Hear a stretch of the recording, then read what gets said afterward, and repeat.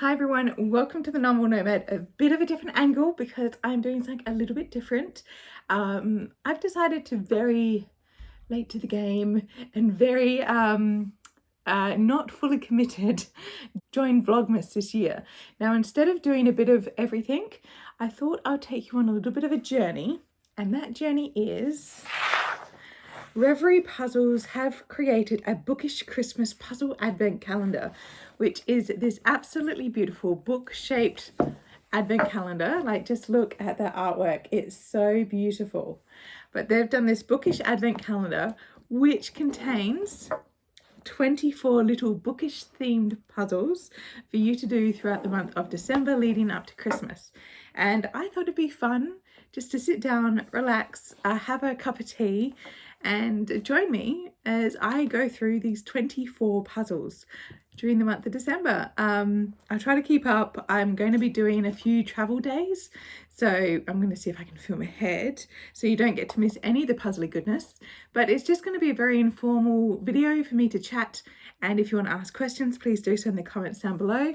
But I'm very, very excited to start this. It's obviously going to be starting the first thing, and we're going to be starting right away.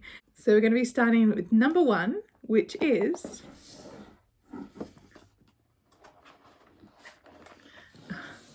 it is called Gingerbread Library, which is very, very sweet. So let's go.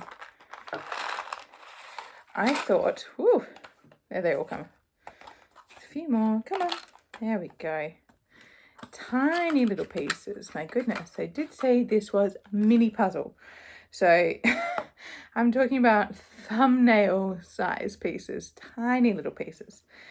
So what I love doing is I don't know if you have a puzzle plan, but my puzzle plan is always to get the edges done first. I'm not sure if that's just like a classic, what everyone does, so it's a bit of a duh brain moment, but I always go for the edges. Always have to get the edges done first. It's just so much easier.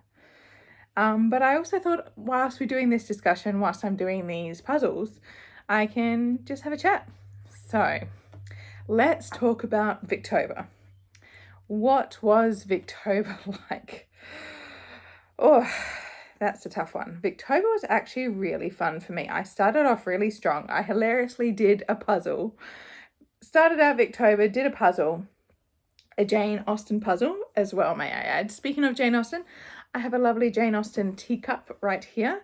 It's got a Pride and Prejudice quote, and if you've seen any of the advertisements for T2 and Penguin, they did a collaboration in which they made these amazing teacups and tea boxes and all sorts of wonderful things together. So I thought that was really cool, and I wanted to get the classic literature, which was of course Jane Austen, so I could not say no.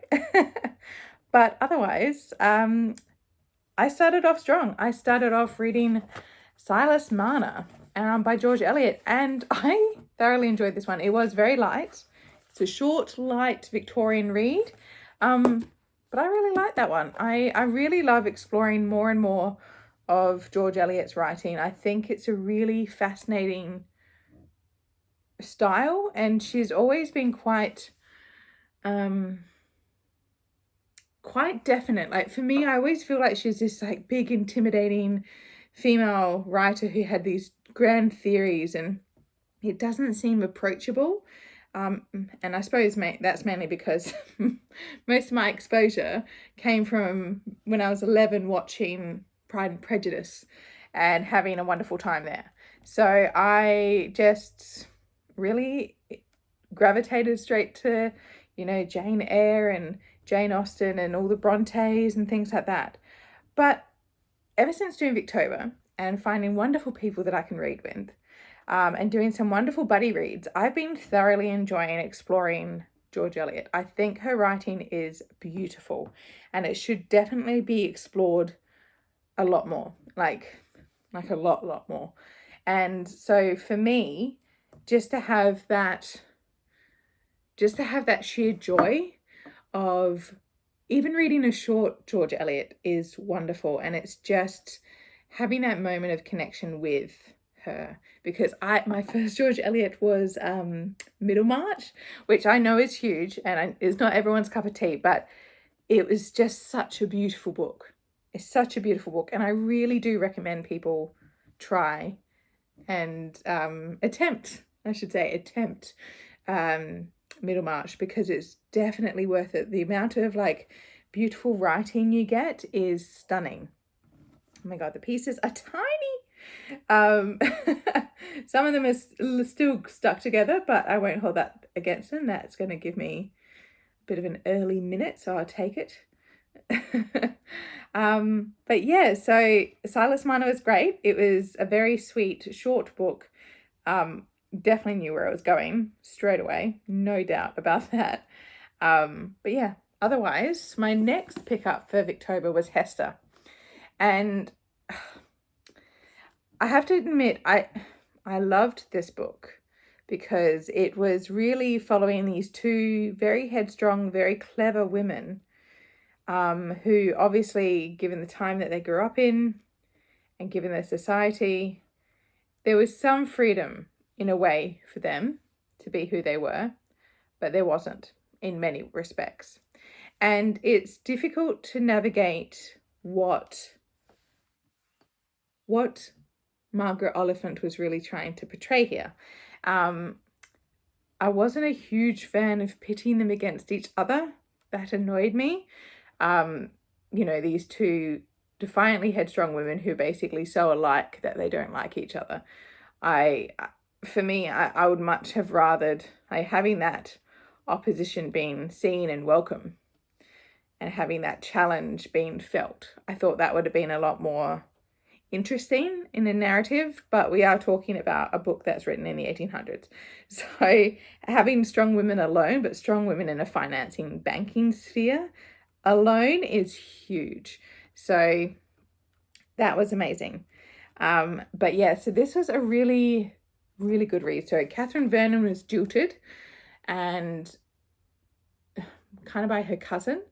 And so she, you know, leaves everything up to him. And of course, he runs the banking business into the ground nearly. And, you know, the family, the trusty servant almost, the local banker runs to her and asks for her assistance. And she willingly takes the reins and she navigates this country bank out of ruin and despair to the praise and, you know, respect of everyone. So that in itself is an amazing fact of this book. But then you have, it's strange how they pit the characters against each other. So you have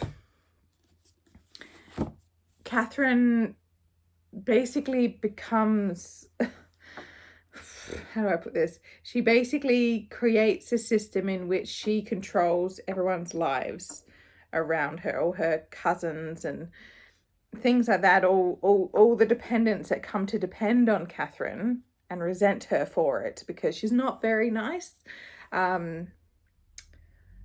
Yeah, it's an interesting book. Like, it's almost as if she takes this power and privilege and to take this expectation of what women are supposed to be like and supposed to be caring and loving, but manipulating that power that's been, you know, bastardized in a way through greed, which was fine in the time. It made sense within the world that they were living. But I still wanted more. And then you have Hester that comes in and she's the daughter of the cousin. So Catherine's jilted lover, who is her cousin, because we are talking about the 1800s, his wife, they ran off to Europe. His wife, they have a child a lot later on, and that turns out to be Hester. He ends up dying, and Catherine, being the magnanimous relative that she is, invites all these poor relatives to live in this house that she establishes.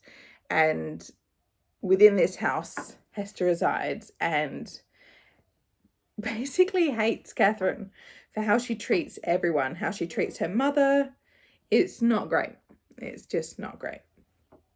So it's really annoying that they had to pit the two women against each other. I would have much preferred having a bit more of a, I don't know, a bit more interesting aspect to this, but it is the 1800s, and it was just amazing to have the fact the two women.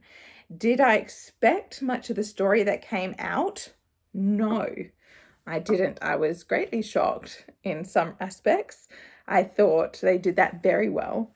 And yeah, one moment, I'm sure if you read, I won't give it away, but one moment when all seems lost with the love interests, and it does go wrong. I'm not saying it goes right, but it definitely does go wrong. Something unexpected happens, and I'm like, oh, they didn't. So I highly recommend reading that one. It was such a good book for character development, and it had a very different viewpoint. So I still thoroughly enjoyed it, even though I found it annoying in some aspects, just from the fact that you're pitting these two really strong women that could have learnt so much from each other, but they only do so for like the last half a chapter even. So that was a smidge disappointing. Where did I get to next? As the camera can see, the B-roll can see, I got halfway through Aurora Leigh. I mean, I got much further than I was already. And I do want to finish this one. Like I want to finish David Copperfield. But it just wasn't right. I was in a very another frame of mind for reading wise, and it just wasn't suiting my purpose. And it just didn't feel right, but I'm still enjoying it otherwise. I did actually listen to it. I found a radio adaptation. So if you've ever heard of LibriVox, they do recordings of out of print novels that's available to everyone. And they actually had this old radio recording, which is really beautiful. I definitely recommend. So what I'm going to do now, before I get into the next few tomes of talking, I'm going to do a quick moment, and you get to see and watch me along as I focus on this puzzle.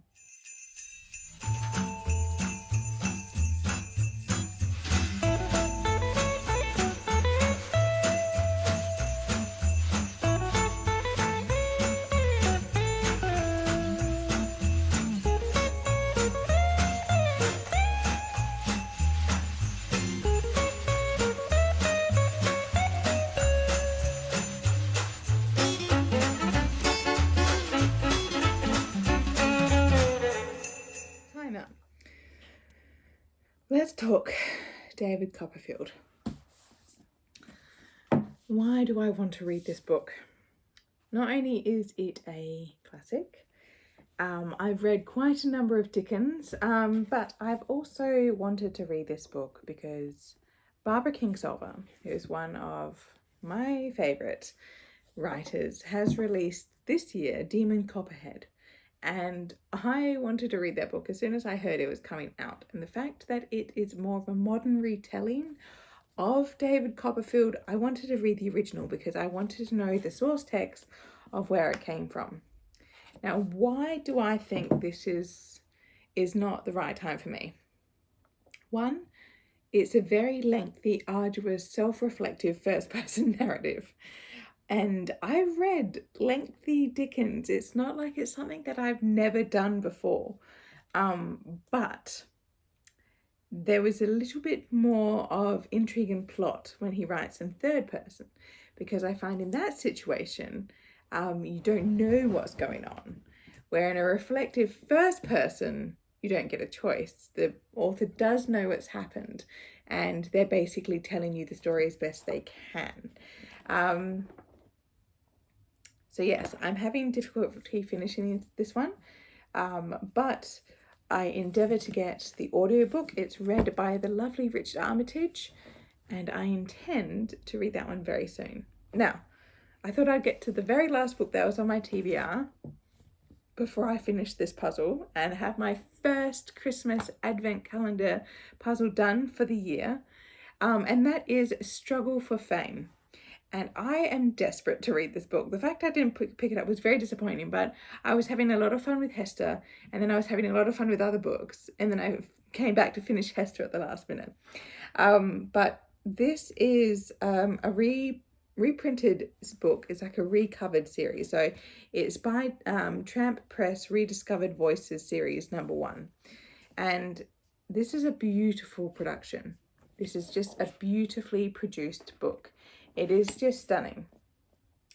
And I really want to read this because it's about a young woman who, instead of falling into the trap of marrying for money, marrying to get somewhere in life, to be secure and be, financially able, she decides, this is my dog Juno, everyone.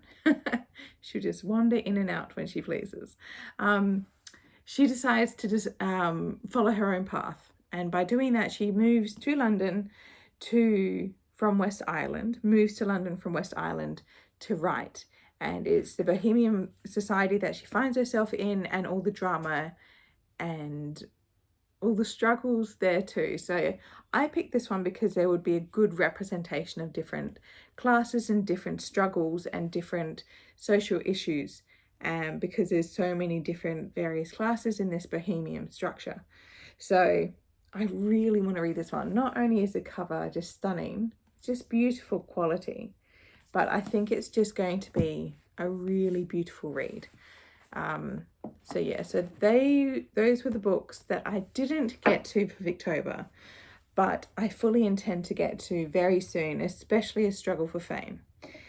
So I have a lot more Victorian books in my library, as we're talking about a gingerbread library tonight, but it's just going to be something that is going to be a slow progress. I'm not rushing myself in any of these Victorian reads because they're just going to be something to, thank you, miss.